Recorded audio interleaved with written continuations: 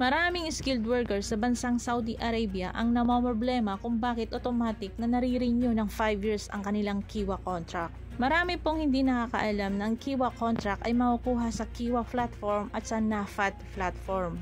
Pag automatic na na-renew ng 5 years or automatic na na-renew ang inyong Kiwa contract, ibig sabihin nun nabubuksan ng employer ang inyong Kiwa at Nafat platform. Maraming lumalapit sa amin na nagre-reklamo kung bakit automatic na nare-renew ang kanilang Kiwa contract. So dahil meron akong ginawa ng isang video kung paano palitan ng password ng Kiwa at Nafat, dali-dali nilang itong pinalitan. Nung napalitan nila ng password, nalaman ito ng employer dahil i-renew na naman ang kanilang Kiwa contract. Merong notif na dumating sa kanila na kailangan mong i-accept para sa renew ng Kiwa contract. Pero dahil hindi nila in-accept, agad-agad silang pinatawag na kanilang employer. Pagdating sa HR ng kanilang company, sinabihan silang terminated na silang dalawa. Yung iba naman, pinag-iinitan pag pinapalitan ng password ang kanilang Kiwa contract. Paano nga ba mag-login sa Kiwa at saka sa Nafat platform? Guys, kailangan po dito ng registered number at saka ICAMA number. Ito po ay para sa mga skilled workers sa bansang Saudi Arabia. Iba po ang para sa mga domestic helper. Paalala ko lamang po sa mga skilled workers sa bansang Saudi Arabia, kailangan po kayo lang po ang nakakaalam ng password ng inyong Kiwa at Nafat platform. Hindi po dapat alam yan ng inyong employer kasi pag alam niya po ang password ng inyong mga platform,